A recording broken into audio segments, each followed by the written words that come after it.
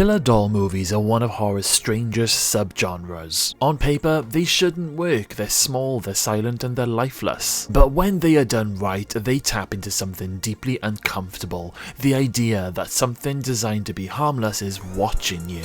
With a brand new Dolly movie bringing creepy dolls back into the spotlight, now feels like the perfect time to rank the top 10 killer doll movies. This isn't just about body counts, this is about which films understood the assignment.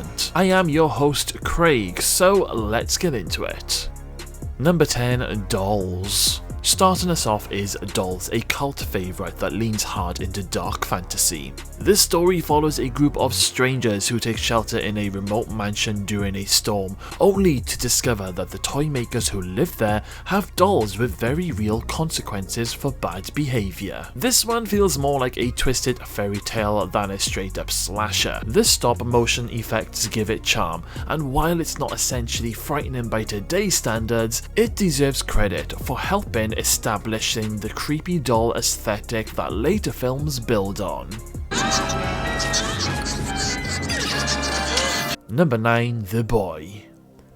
This one surprised a lot of people, myself included. The Boy centers around a woman who is hired to look after a porcelain doll named Brahms, with a strict set of rules she's told that she must follow. Now at first it just feels like your standard haunted house doll movie, then it becomes something else entirely. Now without spoiling too much, this film works because it leans into atmosphere and isolation. The house in this movie is huge, the silence is heavy, and the doll just sits there watching. It's not a perfect movie, but it plays with expectations in a very clever way. You will be good to him, won't you? Number 8, Dead Silence. Now this one is a little favourite of mine. James Wan's ventriloquist nightmare is one of the most underrated entries on today's list. This story revolves around a cursed dummy and a town that is haunted by a woman who collects voices. It's gothic, visually stylish, and absolutely committed to its creepy aesthetic. The dolls here aren't sarcastic or playful, they are cold and ceremonial. This is one of those films that didn't get much love on release, but it has quietly gained appreciation over time. Come closer, I'll whisper it to you. Number 7, Annabelle.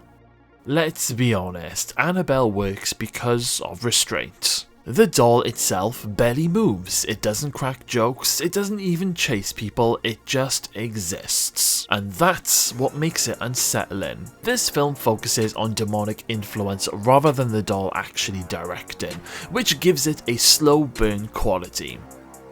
It is not the strongest film in the Conjuring universe, but Annabelle has become one of horror's most recognisable modern icons for a reason. Number 6, Dolly.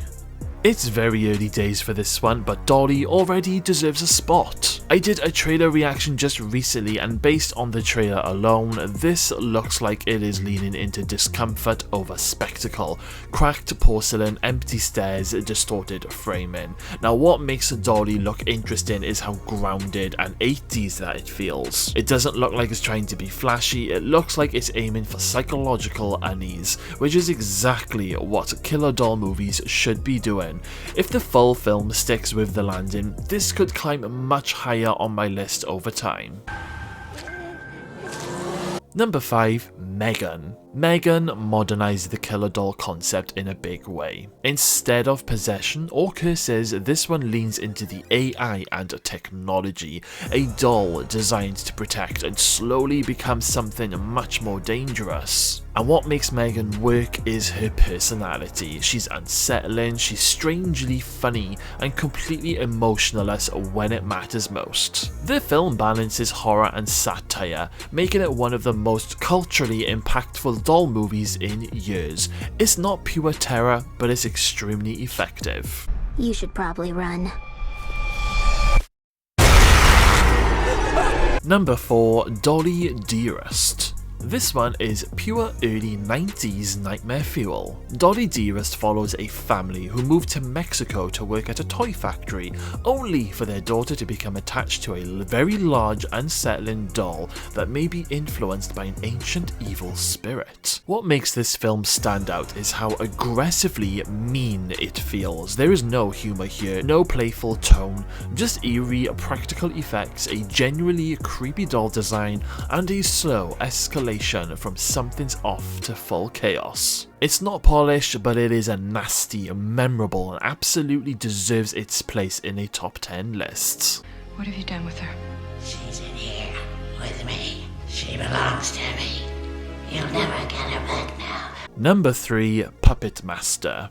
This one earns its place for pure originality. Puppet Master isn't about a single doll, it is about a collection of living puppets, each with their own twisted personality and method of attack. This story follows a group of psychics invited to a remote hotel, only to discover that their host has unlocked a way to bring puppets to life. What makes Puppet Master stand out is the scale. These aren't wisecracking dolls like Chucky, they are quiet, surgical, and purposeful. It feels more like watching tiny little assassins move through the shadows. It is a low budget film, of course it is, but it's still incredibly influential.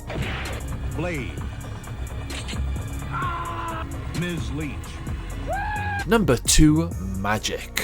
This one often gets overlooked, but it is brilliant. Magic stars Anthony Hopkins as a troubled ventriloquist whose dummy seems to develop a mind of its own. Now, the genius of this film is ambiguity.